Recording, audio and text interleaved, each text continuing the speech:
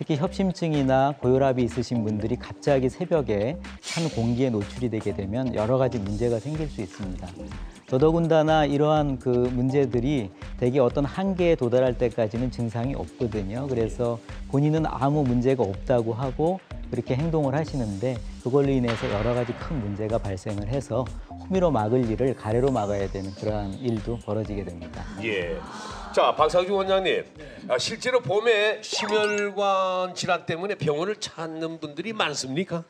실제로 심혈관계 환자 수야 뭐 이제 겨울철에 많기는 많지만 예. 이 봄이 이 복병이 될 수밖에 없는 게 뭐냐면 일교차가 심하다는 거.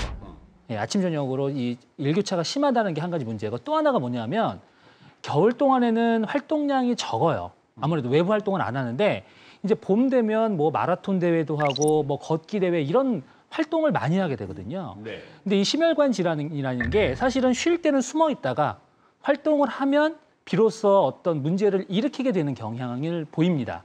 그렇기 때문에 이 봄에 이 심혈관 질환, 심장혈관 쪽에 문제가 있는 것을 절대로 간과하면 안 되고 주의하셔야 되는 그런 시기라고 좀 생각을 하셔야 될 것 같습니다.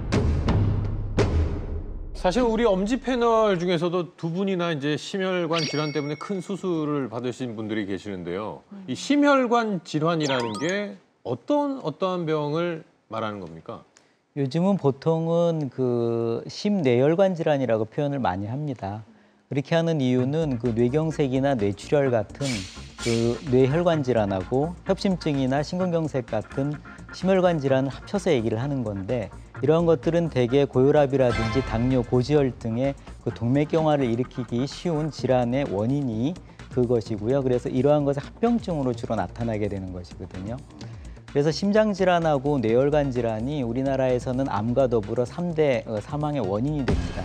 그리고 사망에 꼭 이르지는 않다 하더라도 이러한 것들이 뭐 심부전이라든지 반신불수라든지 심한 합병증을 유발하기 때문에 매우 주의를 해야 하는 그러한 질환이 되겠습니다. 말씀을 들어보니까 굉장히 좀 무섭고도 위험한 질환인 것 같은데요. 그러면 주로 어떤 분들이 좀 더 신경을 쓰고 주의를 기울여야 될까요? 대개는 모든 분들이 40대, 50대 이러한 나이가 좀 들어서 중년 이후에 이러한 병이 있겠다고 많이 생각을 하시는데요. 실제적으로도 맞긴 합니다. 하지만 매우 충격적인 사실이 하나가 있습니다. 사람이라면 누구나 모두 10대 때부터 이미 동맥경화가 시작된다는 것입니다. 네? 10대요? 10대. 네, 맞습니다. 저희 아들이 지금 18, 19살이거든요. 그럼 저희 아들들 같은 거 10대도 동맥경화의 위험에 노출돼 있다는 말씀이세요? 네, 사실은 사람이 태어나면서부터 노화의 과정이 시작되기 때문에 대개는 10대 때부터 그런 것들이 보이기 시작하고요. 그렇지만 질환이 실제적으로 일어나는 것은 상당히 거기서부터 오랜 기간이 지나야 되기 때문에 10대 때부터 시작되지만 그러한 병들이 반드시 10대에 발병하는 것은 아닙니다. 네, 추가로 제가 말씀을 좀 드리면은 오늘 중요한 것이 아까 심뇌혈관 질환이라고 그랬잖아요.